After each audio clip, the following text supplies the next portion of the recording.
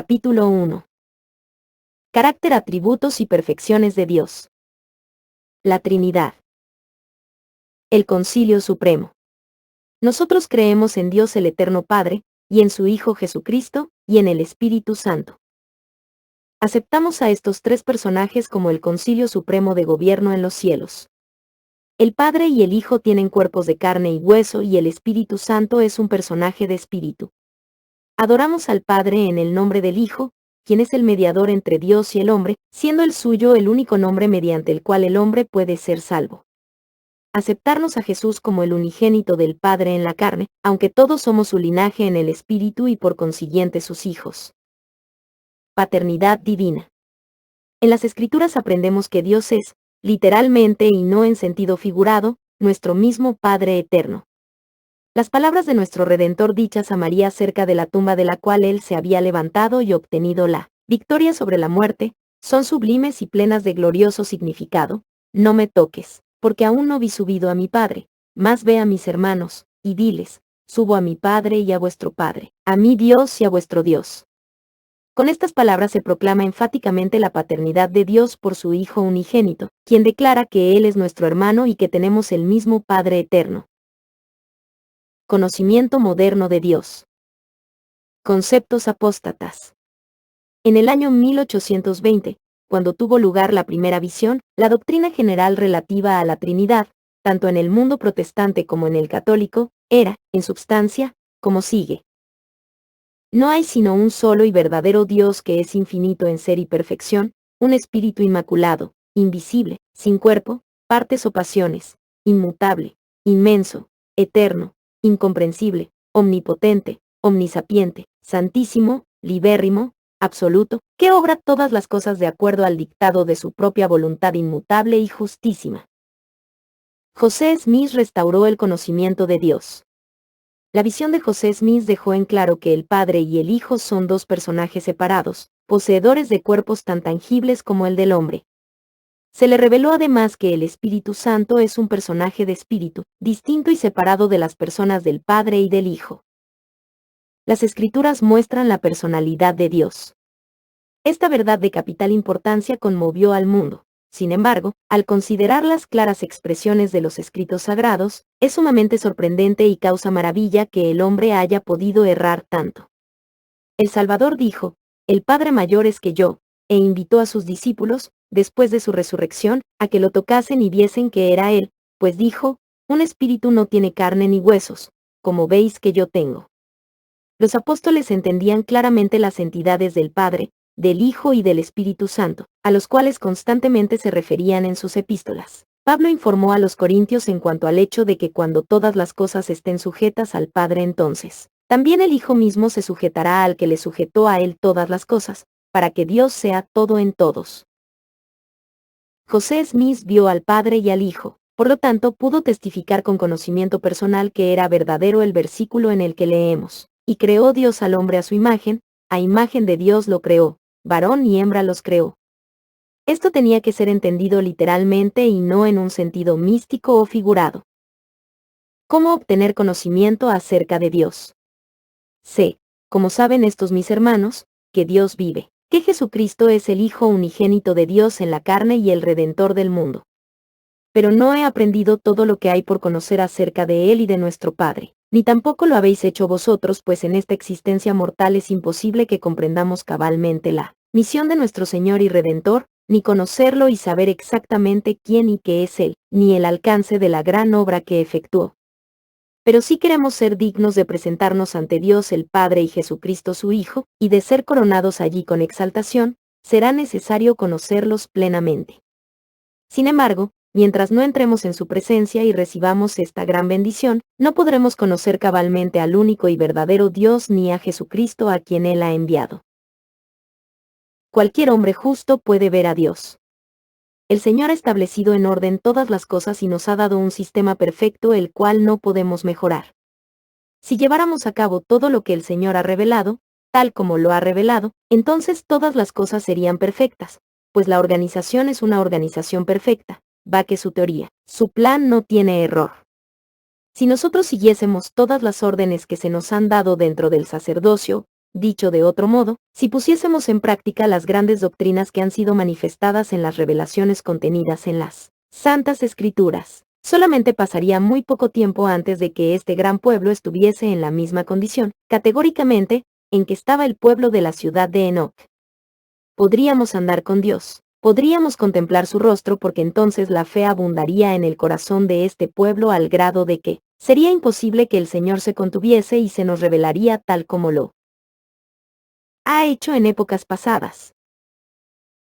El Evangelio y el sacerdocio son necesarios para ver a Dios. Nosotros no somos nadie para atar las manos al Señor. El Padre y el Hijo se mostraron al profeta José Smith antes que la iglesia fuese organizada y antes que el sacerdocio estuviese restaurado en la tierra. Bajo esas condiciones el Señor podía mostrarse a uno que buscara la luz, tal como lo hizo en el caso de José Smith. Ahora que la iglesia está organizada y que el poder del sacerdocio está aquí, nadie puede ver el rostro de Dios, aún el Padre, sin las bendiciones del Evangelio y la autoridad del sacerdocio. Andar con Dios. La declaración de que antiguamente los hombres andaban con Dios es aceptada por nosotros, naturalmente, como una figura de expresión. Significa que ellos estaban en armonía perfecta con el Señor al mismo tiempo que recibían guía y revelación constantes de parte de Él, pero esto no quiere decir que tuviesen el privilegio de caminar por calles o caminos tal como Jesús caminó con los discípulos después de su resurrección. Temor al Señor. El Señor es misericordioso y bueno y no requiere que quienes lo sirven tengan miedo y tiemblen ante Él. En su corazón no hay deleite en el temor de los inicuos por causa de los pecados cometidos. La mayoría de los pasajes que nos hablan del temor de Jehová no hacen referencia al miedo. El vocablo temor tiene un sentido mayor que aquel con el cual lo usamos tan universalmente. El significado bíblico es veneración reverente. En la Analytical Concordance to the Bible, por Robert Young, encontramos, bajo el vocablo temor varios significados, entre ellos, terror tomado del vocablo hebreo ema, pavor, del hebreo pachta, reverencia, del hebreo baal. De manera que vemos que el vocablo temor tal como se usa en el idioma inglés, tenía diferentes matices en hebreo, y que esa lengua usaba diferentes palabras para expresar dichos matices. Amor al Señor. Cuando el Señor requiere que le temamos y guardemos sus mandamientos, quiere decir que debemos rendirle el culto y reverencia que le debemos a nuestro Padre eterno y a su Hijo Jesucristo. Temer al Señor es amarlo. Ese es el sentido en el cual está usada la palabra. El Señor no nos está pidiendo que le tengamos miedo, sino que nos acerquemos a Él y el mayor de todos los mandamientos es que lo amemos. ¿Cómo progresa Dios? Dios tiene todo poder y sabiduría. Mi abuelo, Hiram Smith dijo, en el transcurso de la conferencia de la Iglesia realizada en abril de 1844, deseo abatir toda influencia falsa. Si yo pensase en que me puedo salvar mientras que alguno de los que hay en la congregación se puede perder, no sería feliz. Con este propósito Jesús efectuó la resurrección. Nuestro Salvador es competente para salvar de la muerte y del infierno a todos, esto es, mediante el arrepentimiento. Puedo probarlo con las revelaciones. Yo no serviría a un Dios que no tuviese toda sabiduría y todo poder. ¿Creemos que Dios posee toda sabiduría? Si la tiene, entonces en eso es absoluto. Si hay algo que Él no conoce, entonces no es absoluto en sabiduría y pensar tal cosa es absurdo. ¿Tiene el todo poder? Si lo tiene, entonces no hay nada en lo que se encuentre falto. Si le falta sabiduría y si le falta poder entonces no es supremo y debe haber algo mayor que Él, y esto es absurdo. José Smith enseña la omnipotencia de Dios. En Lectures on Faith, Discursos sobre la Fe, obra que aparecía en las primeras ediciones de Doctrinas y Convenios, encontramos el siguiente material preparado por el profeta José Smith.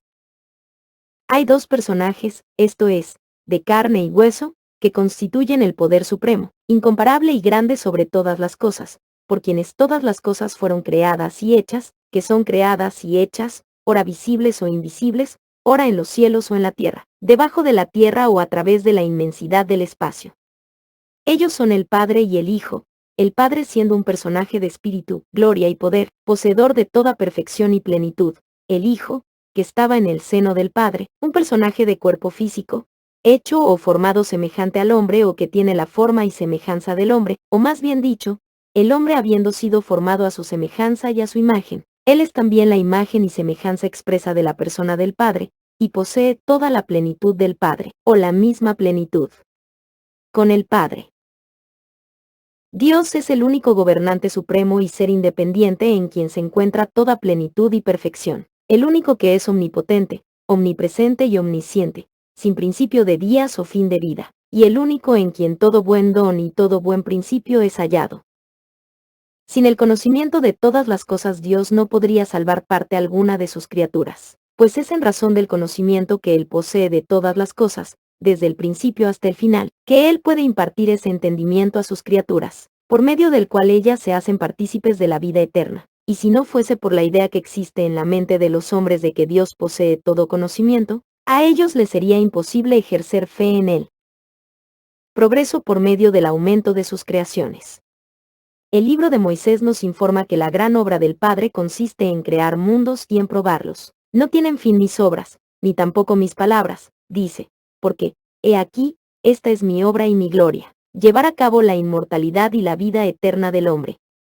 Y este es su progreso.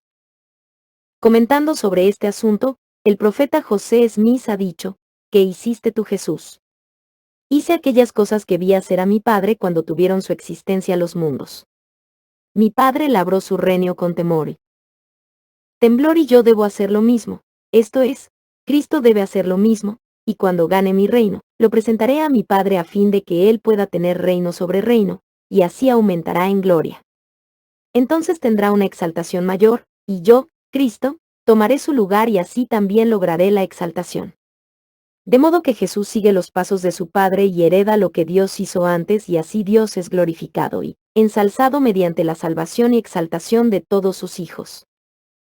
¿No veis vosotros que es en esta forma que nuestro Padre eterno está progresando? No es por la búsqueda de conocimiento que no tenga, porque tal idea no puede ser mantenida a la luz de las Escrituras. No es por medio de la ignorancia y el aprendizaje de verdades escondidas que Él progresa, pues si hubiera verdades que Él no conociera entonces ellas serían mayores que Él y esto no puede ser. ¿Por qué no podemos aprender sabiduría y creer lo que el Señor ha revelado? ¿En qué forma Dios no progresa? Nociones falsas acerca del progreso de Dios. A mí me parece muy extraño que los miembros de la Iglesia se aferren a la doctrina de que Dios aumenta en conocimiento a medida que pasa el tiempo. O que puedan creer, como dice un artículo publicado no hace mucho, si la perfección absoluta fuese alcanzable, con el tiempo llegaría un momento en el que los que han elegido el camino mejor llegarían al máximo, y si lo máximo pudiese ser alcanzado, cesaría el progreso. Esto no puede ser, pues, como se ha puntualizado antes, en la naturaleza nada puede quedar estancado. Cuando el progreso abdica al trono, el retroceso es el sucesor inferior. Pero, ¿cómo puede alguien saberlo? ¿Dónde nos ha revelado el Señor que a Él le falte conocimiento? ¿Y que aún esté aprendiendo nuevas verdades y descubriendo leyes nuevas que le sean desconocidas? Yo creo que esta clase de doctrina es muy peligrosa. Yo no conozco donde el Señor haya declarado jamás una cosa semejante. Eso no se encuentra en ninguna revelación que yo haya leído. La opinión del hombre sin el auxilio de las revelaciones del Señor no la justifica. La perfección de Dios no es relativa. Yo creo que Dios conoce todas las cosas y que su entendimiento es perfecto, no relativo. Nunca he visto ni oído de un hecho revelado que demuestre lo contrario. Creo que nuestro Padre Celestial y su Hijo Jesucristo son perfectos, y no pido disculpa alguna por la simplicidad de mi fe. ¿Quién se atreve a decir que la virtud es limitada en nuestro Padre y en su Hijo? ¿Es la veracidad de ellos solamente relativa? ¿Podrían ser más verídicos? ¿Más honorables? ¿Más virtuosos o más amorosos? Cuán disparatadas son tales preguntas, y tanto mayor disparate sería la respuesta si dijésemos, sí, el Señor es limitado en su veracidad, en su honor y en su virtud. Bien, si es supremo en estas cualidades, ¿se encontrará dentro del camino del retroceso en ellas? De acuerdo con la declaración mencionada, así debería ser si ha alcanzado lo absoluto. Entonces, ¿por qué decir que su conocimiento es limitado y que abundan leyes y verdades escondidas que él no ha descubierto? ¿Quién hizo esas leyes y de dónde provienen? Las Escrituras prueban la omnipotencia de Dios. Acepto literalmente lo que está escrito en los versículos siguientes. Oh, cuán grande es la santidad de nuestro Dios. Pues Él sabe todas las cosas, y no existe nada salvo que Él lo sepa. Así dice el Señor vuestro Dios, aun Jesucristo, el gran yo soy, Alfa y Omega, el principio y el fin, el mismo que contempló la ancha extensión de la eternidad, todas las huestes seráficas del cielo, antes que el mundo fuese. Él mismo conoce todas las cosas, porque todos están presentes ante mis ojos. Y ahora, de cierto os digo, yo estuve en el principio con el Padre, y soy el primogénito. El Espíritu de verdad es de Dios. Yo soy el Espíritu de verdad, y Juan dio testimonio de mí, diciendo, Él recibió la plenitud de la verdad. Sí, aún de toda la verdad. Ahora bien, ¿no tenemos razón para regocijarnos? Sí, os digo que desde el principio del mundo no ha habido hombres que tuviesen tan grande razón para regocijarse como nosotros la tenemos. Sí, y mi gozo se desborda, hasta el grado de gloriarme en mi Dios, porque Él tiene todo poder, toda sabiduría y toda inteligencia. Él comprende todas las cosas. Y es un ser misericordioso, aún hasta la salvación, para con aquellos que quieren arrepentirse y creer en su nombre. Alabad a JH, porque es bueno cantar salmos a nuestro Dios, porque suave y hermosa es la alabanza. Grande es el Señor nuestro, y de mucho poder, y su entendimiento es infinito. Él comprende todas las cosas, y todas las cosas están delante de Él, y todas las cosas están alrededor de Él, y Él está sobre todas las cosas, y en todas las cosas, y por en medio de todas las cosas, y circunda todas las cosas, y todas las cosas son por Él y de Él, si Dios, para siempre jamás. El versículo siguiente, 42, es muy significativo y nos revela algo relativo a las leves. Y además, de cierto os digo, Él ha dado una ley a todas las cosas, mediante la cual se mueven en sus tiempos y estaciones. Dios progresa por motivo del conocimiento. Dios puede progresar no porque ignore la ley y la verdad, sino por motivo de su conocimiento y sabiduría. En su obra el Señor usa su conocimiento constantemente, y su gran obra consiste en llevar a cabo la inmortalidad y la vida eterna del hombre. Creando y poblando mundos, levantando y expandiendo, Él progresa, pero no porque la plenitud de la verdad no sea comprendida por uno.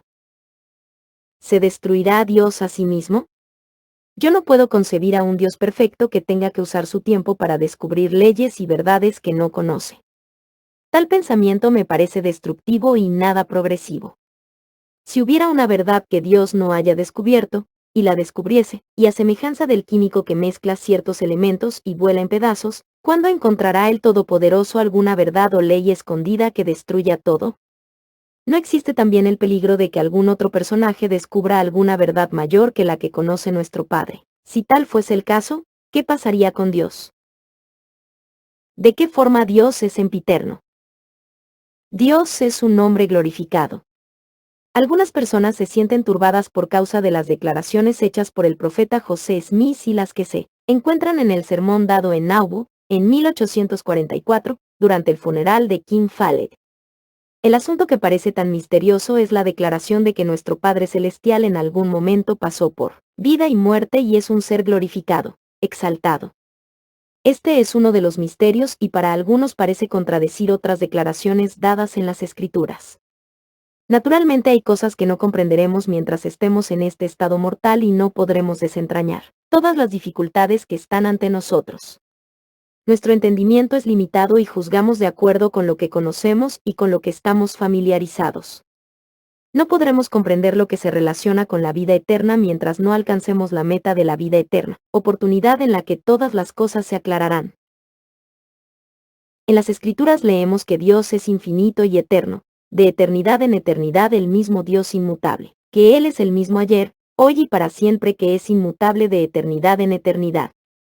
¿En qué forma concuerda esto con la enseñanza del profeta? Dios una vez fue como nosotros ahora. Es un hombre glorificado. En un tiempo fue hombre como nosotros. Sí, que Dios mismo, el Padre de todos nosotros, habitó sobre una tierra, como Jesucristo mismo lo hizo. Cristo nació, sin embargo es sempiterno. Y bien, supongo que todos entendemos el hecho de que Jesucristo era Jehová, el que guió a Israel en los días de Abraham y Moisés, y de hecho desde los días de Adán. También que Jehová, o Jesucristo, se manifestó siendo un personaje de espíritu al hermano de Jared, y que nació como un niñito en este mundo, y en este mundo creció hasta la madurez y que, por lo tanto, no siempre tuvo un cuerpo tangible. No obstante, Jesús dice de sí mismo que Él es el principio y el fin, y que es el principio y el fin, Él mismo que contempló la vasta expansión de la eternidad y todas las huestes seráficas del cielo, antes que el mundo fuese. El profeta dice, si Jesucristo es el Hijo de Dios, y Juan el Revelador descubrió que Dios, el Padre de Jesucristo, tenía Padre, bien podemos suponer que Él también tuvo Padre. Luego pregunta, ¿ha habido jamás un hijo sin un padre? ¿Y hubo jamás un padre sin que primero fuese hijo? Él señala que el Salvador declaró que haría las cosas que había hecho su padre, esto es, dar su vida y volverla a tomar. Permítime preguntar, ¿no se nos enseña que como hijos de Dios nosotros podemos llegar a ser como Él? ¿No es este, acaso, un concepto glorioso? Empero tenemos que pasar por este estado mortal y recibir la resurrección y luego seguir hacia la perfección tal, como lo hizo nuestro Padre antes que nosotros. El profeta enseñó que nuestro Padre tenía un Padre y así sucesivamente. ¿No es esta una idea razonable, acaso, especialmente si tenemos presente que nos hace la promesa de poder llegar a ser como Él es? ¿De qué manera Dios es de eternidad en eternidad? Sin embargo, el punto que parece más enigmático es la declaración de que Dios es el mismo ayer, hoy y para siempre, y que es de eternidad en eternidad. Y bien, ¿no es cierto esto y existe alguna contradicción con la idea de que haya pasado por los mismos estados que tenemos que pasar nosotros? De eternidad en eternidad significa desde la existencia espiritual pasando por el estado de probación en él, cuál estamos y volviendo a la existencia eterna que vendrá. Ciertamente que esto significa eterno, porque al recibir la resurrección ya nunca moriremos. Todos existimos en la primera eternidad. Creo que puedo decir por mí mismo y por otros, venimos desde la eternidad, y vamos hacia la eternidad sin fin si es que recibimos la exaltación. La parte inteligente del hombre no fue creada sino que existió siempre. Eso se aplica a cada uno de nosotros, así como también a Dios. Sin embargo, hemos nacido hijos e hijas de Dios en el Espíritu y estamos destinados a existir siempre. Aquellos que lleguen a ser como Dios también serán de eternidad en eternidad. Reverencia a Dios. Profanación del nombre divino. Nosotros deberíamos considerar el nombre de Dios con el respeto más sagrado y solemne. Pocas cosas desaniman tanto, o conmueven los sentimientos de una persona refinada, como el hecho de oír a alguna criatura tosca, ignorante o corrupta usar desaprensivamente o sin cuidado el nombre de Dios. Algunos individuos han llegado a ser tan blasfemos que parece que para ellos fuese imposible hablar 2 o 3 frases, sin emplear el énfasis. Según ellos creen, de un juramento vulgar o blasfemo. Hay quienes parecen pensar, por lo menos esa es la impresión que dejan en los demás, que si pueden usar un vocabulario blasfemo desarrollan una personalidad que los eleva por encima del común de los hombres. La blasfemia es inmundicia. El hombre se da a conocer tanto por su vocabulario como por la clase de personas con las que se asocia. Los que juran y blasfeman pertenecen a la misma clase que aquellos que creen, o dan la impresión de creer, que el sostener en sus labios un cigarrillo, un cigarro o una pipa, presta dignidad y hombría, debemos decir también, femineidad, a su carácter.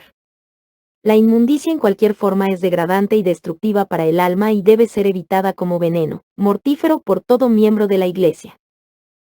La blasfemia en la conversación corriente. Frecuentemente sucede que lo que podría ser un buen relato se ve arruinado sencillamente porque su autor no ha entendido el uso correcto de los nombres sagrados. Cuando expresiones de naturaleza blasfema son puestas en boca de personajes que de otro modo son respetables, en lugar de realzar el relato, se le quita valor e interés. Cuán extraño es que algunas personas, y por lo demás muy buenas personas, piensen que el uso de alguna expresión que involucra el nombre del Señor, añade interés, agudeza o fuerza a sus relatos. Cuán a menudo se ve esto en los filmes, aun en espectáculos que de otro modo son dignos de aceptación. pero expresiones tales en el teatro y el uso de tabaco y licores son perjudiciales para la moral y la espiritualidad de quienes los ven, y esto es especialmente cierto en el caso de jóvenes de tierna edad cuyo carácter está en formación. Es vergonzoso que tales expresiones se encuentren con tanta frecuencia, aun en publicaciones llamadas de mejor categoría y que entran en los hogares de los santos de los últimos días. Por encima de todos los demás pueblos de la tierra, los santos de los últimos días deberían atesorar todas las cosas que son sagradas, en la máxima santidad y reverencia. Los pueblos del mundo no han sido entrenados como nosotros en tales asuntos, a pesar de que hay muchos constituidos por gente honesta, devota y refinada. Pero nosotros tenemos la guía del Espíritu Santo y de las revelaciones del Señor, y Él nos ha enseñado solemnemente en nuestro propio tiempo los deberes que tenemos con relación a tales cosas. Algunos himnos profanan el nombre de Dios. Aún en algunos de los himnos sagrados que se cantan universalmente, el uso frecuente y familiarizado del nombre del Señor entra en juego y corrompe su uso en lo que a nosotros atañe. Unos cuantos himnos de esta naturaleza, conteniendo pensamientos nobles y edificantes, se han abierto camino en los ejercicios musicales de los santos de los últimos días. Uso apropiado del nombre del Señor. Hay ocasiones, naturalmente, en las que el uso del nombre de Dios es perfectamente adecuado. El Señor nos ha dado tales ejemplos en las bendiciones de la Santa Cena y en la ordenanza del bautismo. Lo mismo se aplica en la ocasión de conferir el sacerdocio, pues, como se nos ha enseñado, todas las cosas son hechas en el nombre del Hijo. Todas nuestras oraciones deben ser dirigidas al Padre y finalizadas en el nombre del Hijo. Uso incorrecto del nombre del Señor en las oraciones. Aún en esto, sin embargo, frecuentemente oímos expresiones inadecuadas que sacuden la sensibilidad de oídos refinados. Arriesgando ser criticado, me gustaría llamar la atención sobre algunas expresiones que sería mejor no usar. Algunas veces oímos una oración ferviente dada en espíritu de pura humanidad e inocencia y que termina con esta expresión, por amor de Cristo. Amén. Nunca puedo escuchar esa expresión sin que traiga a mi mente el uso similar que le dan los blasfemos en la calle. Naturalmente, tal cosa como una expresión inapropiada nunca pasó por la mente ni fue la intención de quien ofreció la oración. La oración es para nuestro bien. Luego tenemos que no oramos ni dirigimos ejercicios religiosos en bien de Él, sino por el nuestro propio. Nuestro Redentor ha hecho todo lo que es esencial para nuestra salvación, y nos ha enseñado que si lo servimos con toda nuestra alma y todos nuestros días, aún así somos siervos inútiles y habremos hecho solamente aquello que era nuestro deber hacer. Pablo dice que fuimos comprados por un precio y no nos pertenecemos. Nuestro Redentor tiene perfecto derecho de mandarnos, y todo lo que hagamos es para nuestro bien. Él puede obrar sin nosotros, pero nosotros no podemos obrar sin Él. Se nos dice que somos siervos inútiles, y lo somos si es que estamos pensando en pagarle a nuestro Salvador lo que Él ha hecho por nosotros, pues eso nunca lo podremos hacer, y no podemos colocar a nuestro Salvador en nuestro débito, no importa el número de obras que hagamos ni una vida plena de servicio fiel. Orar en el nombre de Cristo. Cuanto mejor es que nuestra adoración y nuestras oraciones, al llegar al final, terminemos lo que estamos haciendo con una declaración simple y sencilla según se nos ha mandado hacer, esto es en el nombre de Jesucristo, nuestro Señor. Cristo nuestro hermano mayor. Otra expresión que está encontrando lugar entre nosotros, especialmente de parte de los oradores y de los que escriben sobre temas del Evangelio, es referirse a nuestro Señor como el Cristo. Naturalmente que no hay, y no puede haber, otro. Se nos ha informado, sin embargo, que su nombre es Jesucristo y que Él es el unigénito del Padre en la carne, pero el primogénito en el Espíritu. Él es nuestro hermano mayor y fue honrado por el Padre con la plenitud de autoridad y poder como miembro de la Gran Presidencia, el Padre, el Hijo y el Espíritu Santo. Fue comisionado antes que el mundo fuese formado, para venir a esta tierra y aquí ofrecerse en sacrificio, por medio del derramamiento de su sangre por los pecados de la humanidad, a condición de su arrepentimiento, y por la transgresión de nuestros primeros padres, la cual acarreó nuestro estado mortal y caído. Cuando usar el título, el Cristo. El nombre Cristo es un título comparado al de Mesías y significa el ungido y tiene que ver con el oficio de nuestro Salvador. Si las palabras de un orador hacen referencia a la naturaleza y llamamiento de nuestro Señor en el oficio que Él posee, entonces el artículo definido antepuesto al nombre está usado correctamente. Sin embargo, cuando hablamos del Redentor en algún otro sentido que no sea haciendo referencia a su título oficial, es mejor no usar el artículo, sino el nombre completo de nuestro Señor, o, mejor aún, a fin de evitar la frecuente repetición, podemos decir nuestro Redentor o Salvador, el Señor. La gran lección que tenemos que aprender, en toda nuestra prédica, en nuestros escritos y conversaciones, es usar los títulos divinos moderadamente, no con demasiada familiaridad ni con falta de reverencia. ¿Comió el Padre con Abraham? El Señor visitó a Abraham. No tenemos justificación en enseñar que nuestro Padre Celestial, con otros personajes celestiales, bajase, sucio de polvo y muy cansado, y que haya comido con Abraham. Esto no es lo que se enseña en el capítulo 18 de Génesis. El primer versículo de ese capítulo debería decir lo siguiente: después le apareció Jehová en el encinar de Mamre. Ese es un pensamiento completo. La segunda parte de este párrafo no tiene nada que ver con la aparición del Señor a Abraham y debería haber otro párrafo u oración expresando: y se sentó él a la puerta de su tienda en el calor del día, y alzó sus ojos y miró, y he aquí 3 varones que estaban junto a él. Estos 3 hombres eran mortales. Ellos tenían cuerpos y pudieron comer, lavarse y sentarse y descansar de su fatiga. Ninguno de estos 3 era el Señor. Abraham agasajó a sus hermanos. Os daré una clave: era natural que los ingleses tradujesen, como aparece en el versículo 3, ahí dijesen mi Señor al referirse a personajes distinguidos, porque esa es la forma en que ellos reconocían a tal clase de personajes. Pero notaréis que el vocablo Señor en el tercer párrafo aparece con una mayúscula seguida de minúsculas, lo cual es indicación de que no se trataba de el Señor. Por otra parte, en los versículos 13, 14, 17 a 20 veréis que todas las letras son mayúsculas y que se refiere a el Señor. Y bien, de acuerdo con la revisión efectuada por el profeta, el tercer versículo de este pasaje aparece en la forma siguiente: hermanos míos, si ahora he hallado gracia en vuestros ojos, os ruego que no paséis de vuestro siervo. ¿Luchó Jacob con un ángel? El mensajero bendice a Jacob. ¿Quién lució con Jacob en el monte Peño? Las escrituras dicen que fue un hombre. Los intérpretes de la Biblia dicen que fue un ángel. Seguramente fue un mensajero enviado a Jacob para darle la bendición. Pensar que luchó y sujetó a un ángel que no pudo escapar queda fuera de discusión. El término ángel, tal como es usado en las escrituras, de vez en cuando, se refiere a mensajeros que son enviados con instrucciones importantes. Posteriormente en ese capítulo, cuando Jacob dice que contempló al Señor, eso no era una referencia a su lucha.